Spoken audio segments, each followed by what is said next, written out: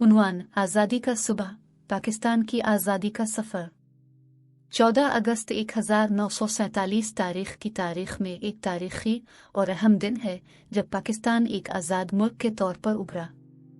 यह तवक्को और जोश बरसों से परवान चढ़ रहा था, जिसका इख्तिताम आज़ादी के नाकाबिल फरमोश जश्न पर हुआ। तहरीक आज़ादी के मरकज़ लाहौर शहर में जोशो खुरूश से फिजा गूंज उठी।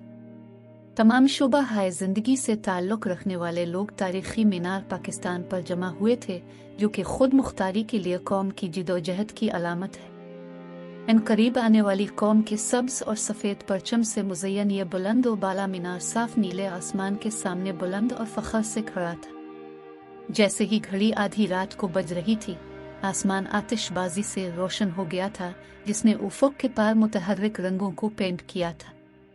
पाकिस्तान जिंदाबाद की खुशी भरी चीखें गलियों में गूंज रही थी, जो लाखों लोगों की उम्मीदों और ख्वाबों को मुजस्सम कर रही थीं, जो इस लम्हे के लिए तड़प रहे थे।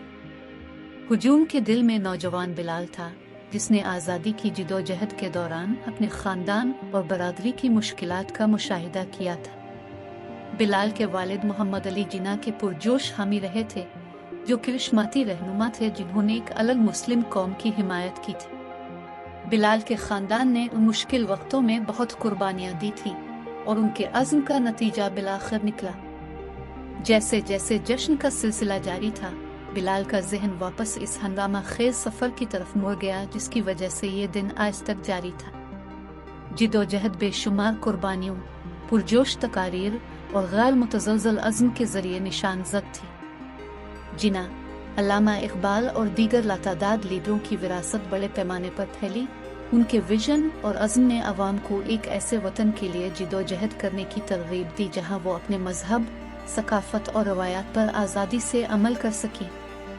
पाकिस्तान की आज़ादी की कहानी इत्तेहाद, लचक और उम्मीद के धागों से बानी हुई टेपिस्ट्री थी। ये मुतनव्वे पस मंज़र से ताल्लुक़ रखने वाले लोगों की एक मुश्तरका शनाख्त के झंडे तले इकट्ठे होने की कहानी थी, जो अपनी खुद इरादियत की ख्वाहिश में मुत्तहिद है। अगली सुबह जैसे ही सूरज नई नौज़ायदा कौम पर तुलू हुआ, सड़कें पेड़, मौसीकी और खुशियों से भर गई।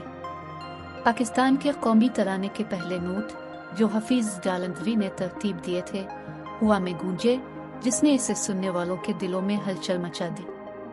ये एक दिलकश याद दहानी थी कि आज़ादी की जिदोजहद न सिर्फ एक सियासी जंग थी, बल्कि एक सकाफती और जज्बाती सफ़र भी थी। जैसे जैसे तकरीबात जारी थीं, बिलाल के ख़ानदान ने अपने पड़ोसियों और दोस्तों के साथ हाथ मिलाया, इत्तेहाद के इस जज्बे को अपनाया जो अब पाकिस्तान की शनाख्त का सन बुनियाद था। उन्होंने माजी की कहानियाँ शेयर की, इन लोगों को याद किया जिन्होंने अपनी जानें कुर्बान की थी और एक रोशन मुस्तकबिल के मुंतज़िर थे।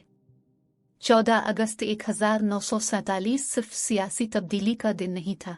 ये वो दिन था जब एक नई कौम ने जन्म लिया था, एक दिन जब ख्वाबों की ताबीर हो गई थी, और एक ऐसा दिन था जिसने आने वाली नस्लों के दिलों और दिमागों में इसकी अहमियत को नक्श कर दिया था।